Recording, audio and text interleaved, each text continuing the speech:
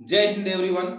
यह video BPSC विद्यार्थियों के लिए है। इसमें आप सुनेंगे बिहार एक परिचय बुक का पेज नंबर 6।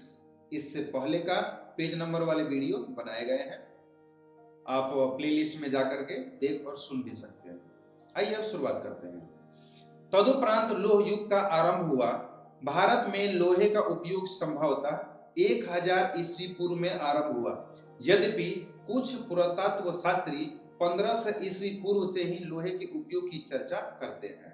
ताम्र प्रस्तर युग में भारतीय उपमहाद्वीप की पहली विकसित सभ्यता अर्थात सिंधु घाटी सभ्यता का इतिहास मिलता है। इससे दो प्रमुख नगर हड़प्पा पश्चिमी पंजाब और मोहनजोदड़ो सिंध में स्थित थे। यह दोनों नगर अब पाकिस्तान में है।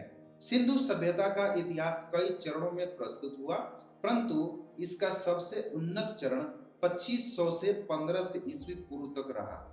इसका विस्तार गुजरात, राजस्थान, हरियाणा और पश्चिमी उत्तर प्रदेश तक रहा, मगर बिहार में इसके अवशेष नहीं मिले हैं। फिर भी ताम्र प्रस्तर कालीन अवशेष भी सोनपुर एवं ताराडी, गया, चिरांद, सारण, चेचर, वैशाली, मनेर, पटना और सेनवा, रोहतास में मिले हैं। सिंधु सभ्यता के नगरों से टेराकोटा अर्थात पकाई मिट्टी की अनेक वस्तुएं प्राप्त हुई हैं। इसके साथ ही पुरातात्विक साक्ष्यों की नई श्रृंखला आरंभ होती है, जिसका विकसित चरण कलर्ड पोटरी अथवा मृदभांड के रूप में प्रस्तुत होता है।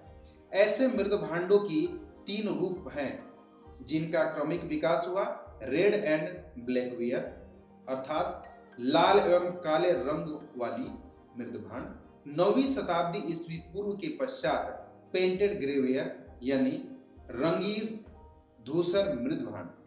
12वीं ईस्वी पूर्व से 6ठी ईस्वी पूर्व तक नदन ब्लैक पॉलिश्ड वेयर उत्तरी भारत में प्राप्त चमकीले काले मृदभांड। 700 ईस्वी पूर्व से 200 ईस्वी पूर्व उपयुक्त मृदभांडों के अवशेष भी विभिन्न स्थानों से प्राप्त हुए हैं।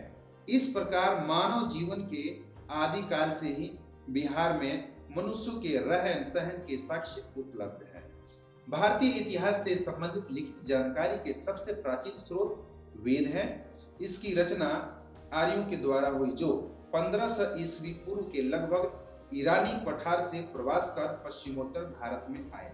कुछ इतिहासकार आर्यों के आगमन से ही सिंधु सभ्यता के पतन को जोड़ते हैं। आरंभिक वैदिक काल अथवा ऋग्वैदिक काल 1500 से 1000 ईस्वी पूर्व में उनका विस्तार पूर्व की दिशा में हुआ। इसी क्रम में वे गांगेय घाटी के क्षेत्र में आकर बसे। इसी का लगभग 800 ईस्वी पूर्व में रचित शतपथ ब्राह्मण में पहली बार वर्तमान बिहार के भौगोलिक क्षेत्र की चर्चा मिलती है।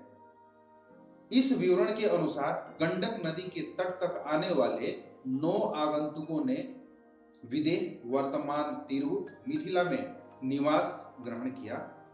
गंगा के दक्षिणी मैदान में भी संभवतः इसी समय आर्यों ने अपनी बस्तियां बसाई।